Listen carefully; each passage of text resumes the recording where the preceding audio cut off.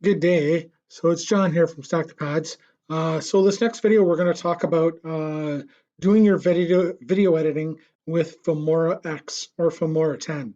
I am in by no way, shape, or form an expert on Filmora or an expert on film editing.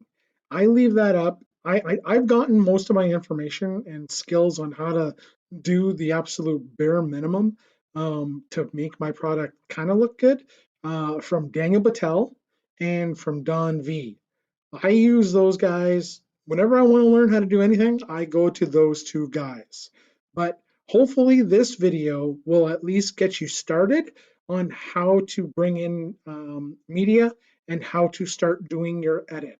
The next video, we'll talk about how to export it and different settings. Hopefully this is actually useful to you, and let me know in the comments below if this is helpful or if this is something more that you want to see more of. Um, I find it to be one of the easiest software packages to use for editing, and it's broken down into three separate boxes.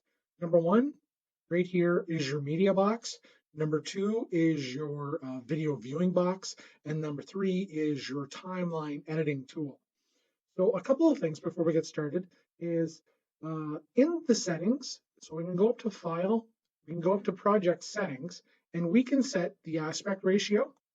We can change it from widescreen to 1:1, 9:16, 4:3, or 21:9 to get that full cinema. And you can also even do a custom.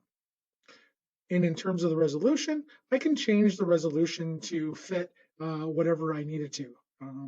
I typically record in 1080p. However, if you do 4K, that's fine too. It's also equipped for that. You could also manually change the aspect ratio and then also your frame rate. You can change your frame rate to whatever you need it to do. So the very first thing that we're going to do is let's bring in a piece of footage. So right here you have the plus marker. I'm in my media box, so I'm going to click that. It's going to bring me to the most recent game that I have, and I'm going to take some footage from there. So I'm just going to take one clip for now. So it brings it up here. So there's two things that you can do. Number one is I can view the actual clip in this media. Click on that.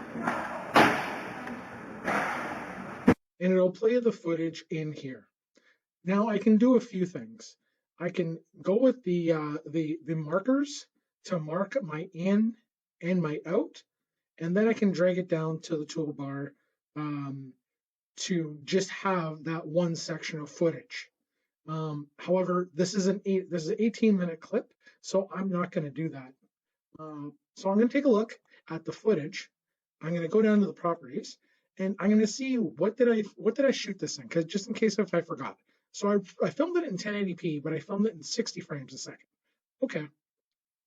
So I'm going to come over here. Now I can do one or two things. I can go and I can actually change the project settings to change the frame rate to be 60, or I can just take it and I can import it. And it'll come up with a warning saying that the media and what the project is, they don't match. I'm going to keep it at the 60 frames a second just to get that clear fidelity of the action. So where we are in terms of our rink, when my goalie is playing at the other end, we are not allowed to go beyond the timekeeper's bench to set up a camera. I would love to be able to set up a camera right here, but they won't let us. So that leaves me with this with this large footage. What I need to do is I need to crop it now. Another thing is I typically adjust the audio when it's in this state.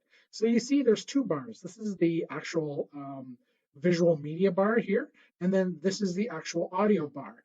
I can change the audio here, or I can come in here and change the audio in here. And there's other settings that I can go through. But I'll keep it just using the little hand grip here. Or even as another option is I can even pull the audio right off the clip. Where are we? detach audio. So I can detach the audio completely right off the clip if I wanted to put in something else, but I won't do that for now. So I will just turn the volume down to -11 and it'll still be plenty loud. You still get that reaction, you still can hear them. I'm going to be playing music over top of this anyways. Okay, so that's importing media footage. Now let's talk specifically about editing. Using Filmora, you can use the keyboard as your hotkeys. So a shortcut for playing and pausing is the spacebar. Another shortcut are the arrow keys to go either way in terms of frames. You can go frame by frame to the left and to the right. And another handy shortcut is right here on the scissors is your split. Now I can do a split directly here, or I can do it on the keyboard, Control B. And then that's how I can get this portion to split and I can do whatever I need it to do. So another thing to keep in mind about that I really love about Filmora is that I'm able to do a ripple delete. Now what a ripple delete is let's just say arbitrarily there's this footage here too that I want to get rid of. Now if I come in here and I delete that footage out, there's going to be a space in here. I don't want that space in there. So we'll undo that. We'll come in here and we'll do a right click and there's ripple delete. And it mates the next footage up after it deletes it. So another thing that you can do is you can auto ripple delete. And that's just this chain right here, this chain link. So I can go here.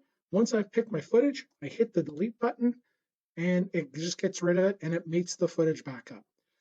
Learning the keyboard shortcuts will help you out exponentially because if you have, 2 or 3 games that you need to edit, you're looking at about, 3, 4, 5, 6 hours of editing footage. Nobody wants to sit here staring at a computer screen for 6 hours editing hockey footage. So learning the keyboard shortcuts will help you out that much more.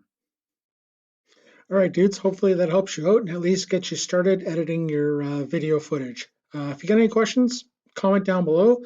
And goalies, don't forget, send me an email, stackthepadsgoaltending@gmail.com for Zoom beers on Saturday at 6 p.m.